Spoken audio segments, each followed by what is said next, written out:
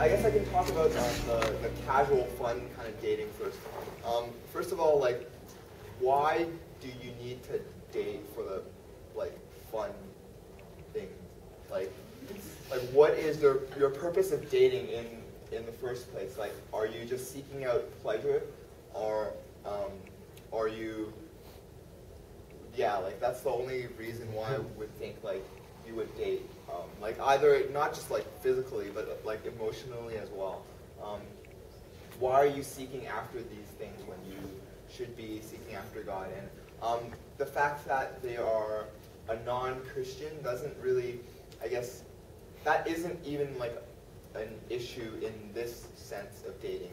Because in this sense of dating, you're not really, like even if you date a Christian with that attitude of dating in mind, like you're not really glorifying God through that, because like you're seeking after pleasure that's not from God, and you're like in some ways idolizing it because that's what you're going after. And yeah, like I don't think it's wise to do that at all. I guess the second type of dating, like dating towards a marriage, if you're intending to date to get married and you're going after a non-Christian, I would really just warn you.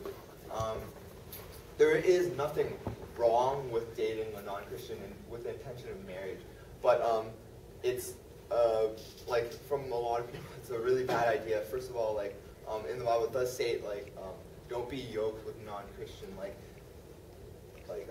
it does say that, and a lot of people try to avoid that. They say like, oh, maybe that's not referring to marriage or whatever, but God like gives us clear standards, like like bad company corrupts good character, and it's not like, oh, you shouldn't hang out with non-Christians or whatever, and like you shouldn't hang out with sinners because like Jesus did.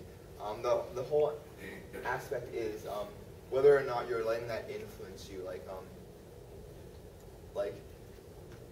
I guess being with someone who is a non-Christian and you're trying to go towards marriage, that really compromises you. And there's like verses I want to say, like, well, like first of all, like, are you actually guarding your heart? Like are you trying to guard your heart and your mind from worldliness, or are you allowing someone who has different values than you influence you? Because that's what happens. Like when you're in a relationship, whether you like it or not, there's a lot of things that you become attached to, and it does influence you in a lot of different ways.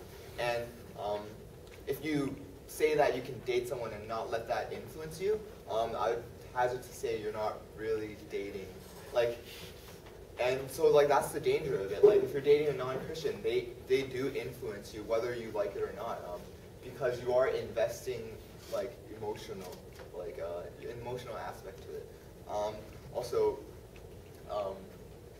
I guess the whole aspect of raising children, like that's one of the purposes of marriage. If you end up dating a non-Christian, seeking towards marriage, like what are you looking for in a spouse when you're dating? If they're not even Christian to begin with, you're not even able to raise children in a godly and proper way if they're not Christian. So I guess that's one of the reasons why I discourage people to do it. Yeah, I guess. I'll add quickly to that. And I agree with everything Ken said, but I want to put another spin on it too. Because a lot of people, they put this in a very negative context. They'll be like, oh, don't do it, it will degrade your integrity or morality. But the other side of it is, what are you doing to make sure you're trying to keep it holy or improve it? When I'm looking for a significant other, am I looking for someone, say I'm looking for a girlfriend, am I looking for someone who will pick me up and encourage me in my walk with God, will make me a better Christian or man of God? Of course, that only counts if I care about it.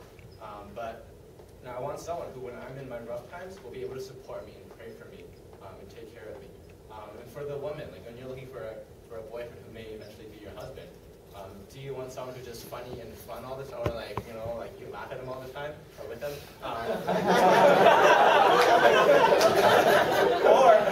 Or do you want someone you trust with your heart, that you trust to lead your relationship, to raise your future children.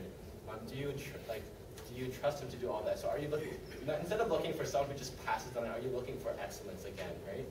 And I think that's a better way to think about it, because if you are pursuing someone who is going to be a great father and you trust him with your heart and your purity, you don't care whether they're a Christian or you do care. You don't care whether they're a Christian or not Christian, but you don't define it by that. You're looking for the best Christian man you can find that's still available.